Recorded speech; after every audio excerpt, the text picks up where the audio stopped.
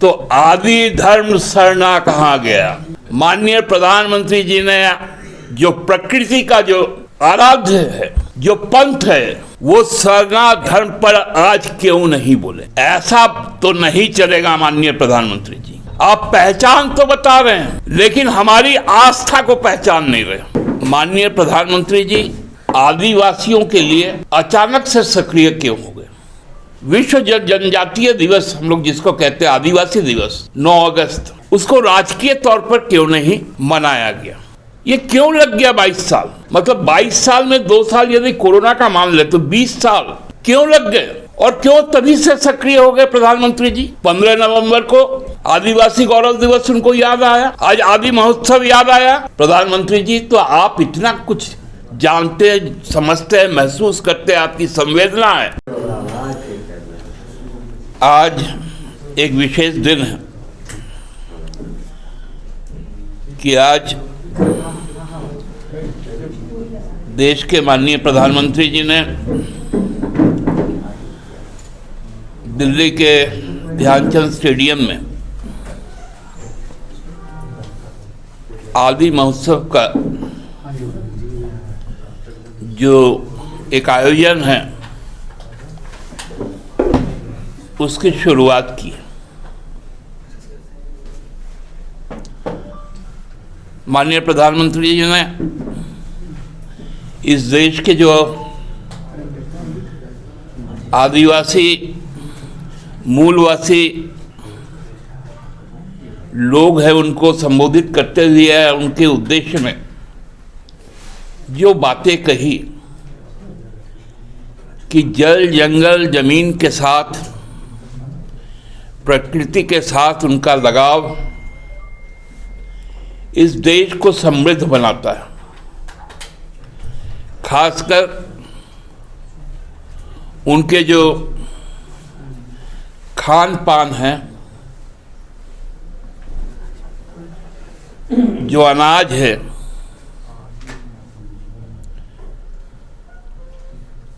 कंदमूल है,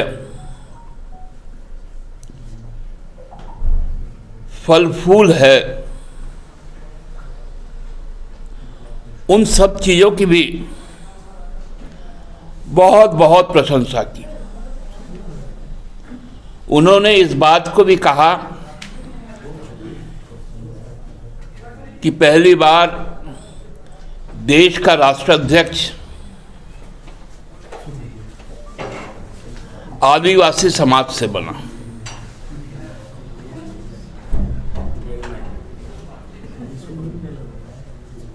मैं सुन रहा था और पीछे कुछ बातें चल रही थी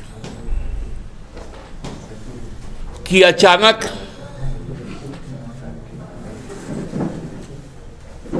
माननीय प्रधानमंत्री जी आदिवासियों के लिए अचानक से सक्रिय क्यों हो गए। क्योंकि वो जिस राजनीतिक दल से आते हैं उन लोग बार बार सीना ठोक के कहते हैं कि झारखंड को वाजपेयी जी ने बनाया, अटल जी ने बनाया। निश्चित तौर पे स्वर्गीय और श्रद्धेय वाजपेयी जी के शासनकाल में इस राज्य का गठन हुआ, लेकिन मैं आज ये पूछना भी चाहता हूं, 22 साल राज्य के हो गए, 16 साल के लगभग भाजपा का शासनकाल रहा। जो आदिवासी मूल स्पिरिट के तहत स्टेट का गठन हुआ, वहां कभी भी भाजपा के शासनकाल में विश्व जनजातीय दिवस हम लोग जिसको कहते हैं आदिवासी दिवस 9 अगस्त, उसको राजकीय तौर पर क्यों नहीं मनाया गया। क्यों 22 साल के बाद जब इस देश के युवा आदिवासी मुख्यमंत्री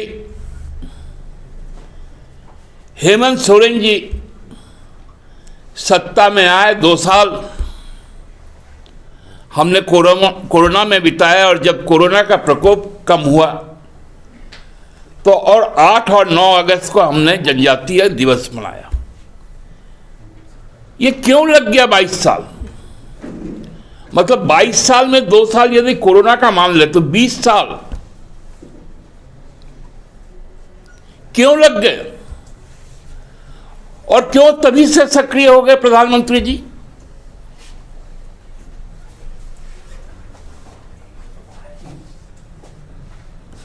पंद्रह नवंबर को आदिवासी गौरव दिवस उनको याद आया, आज आदि महोत्सव याद आया।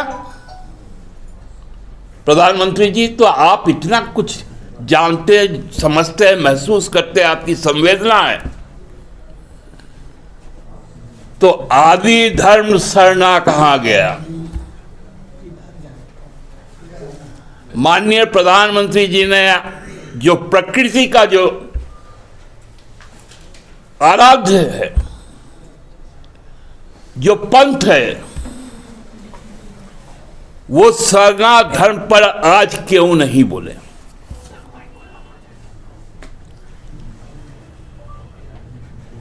ऐसा तो नहीं चलेगा माननीय प्रधानमंत्री जी। आप पहचान तो बता रहे हैं, लेकिन हमारी आस्था को पहचान नहीं रहे।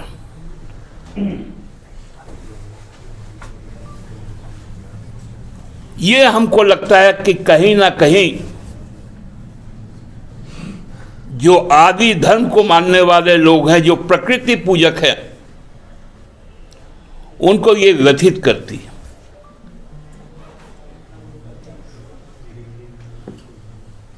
आपको याद होगा 1 दिसंबर 2022 को हमारे मुख्यमंत्री जी ने प्रधानमंत्री जी को एक पत्र लिखा था। मैं इस बात का जिक्र इसलिए कर रहा हूं कि माननीय प्रधानमंत्री जी ने जंगलों की बात की, तो हम लोगों ने कहा था माननीय मुख्यमंत्री जी ने कि फॉरेस्ट राइट एक्ट 2006, जिसको इनिशिएट झारखंड मुक्ति मोर्चा ने लोकसभा में किया था, 2006 पे इस पे कानून बना यूपीए के समय, उसको दरकिनार करने के लिए फॉरेस्ट कन्वर्शन रूल 2022 लाने का क्या औचित्य? ये किनके साथ छलावा?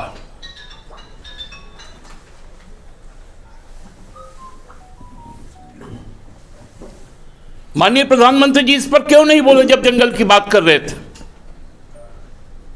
कि मैं वन अधिकार कानून, जो कानून बना हुआ है, भारत सरकार उसको सख्ती से पालन करवाएगी।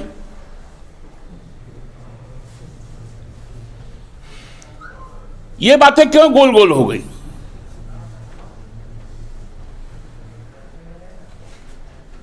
माननीय प्रधानमंत्री जी ने कहा ट्राइबल प्रोडक्ट को खरीदो, आह्वान किया कि उनके व्यापार को बढ़ाओ।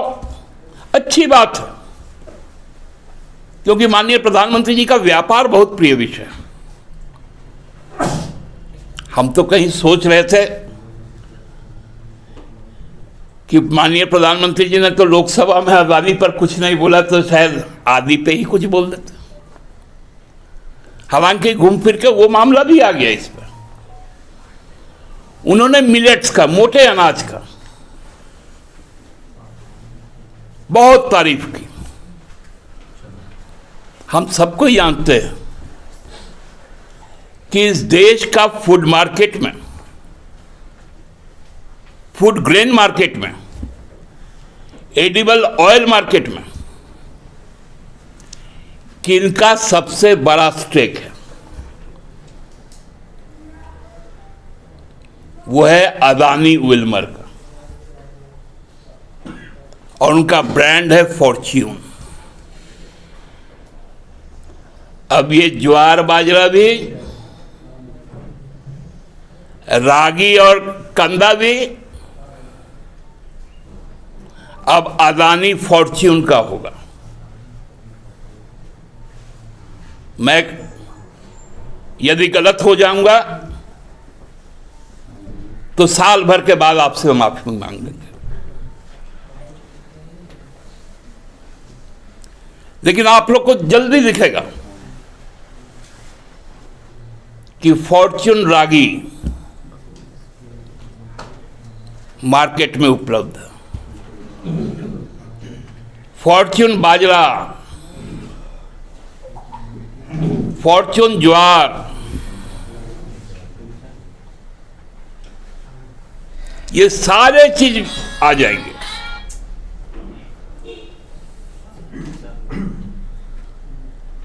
तो हमको लगता है कि आदिवासियों के साथ इस प्रकार से उनको केवल और केवल गुमराह करने की,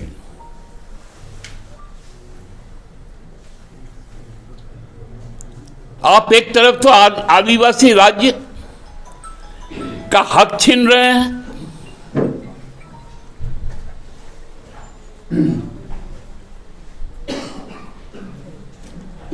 हमारे जो अधिकार हैं, राज्य को जो चीजें चाहिए उससे महरूम कर रहे हैं, दूसरी ओर एक नया परछाई दिखा रहे हैं। मैं तो कहता हूं कि इस महोत्सव काल में ही पार्लियामेंट भी चल रहा है,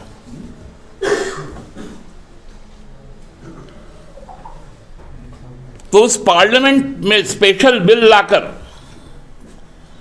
सरना धर्म कोड को लागू कर दे जनगणना में, और फॉरेस्ट कंजर्वेशन जो रूल 2022 है उसको निरस्त कर दे, और एक कड़ा संदेश दे कि हम फॉरेस्ट राइट एक्ट 2006 को पूरी तरह से इंप्लीमेंट करवाएंगे, तभी यह महोत्सव का कोई सार्थक संदेश जाएगा।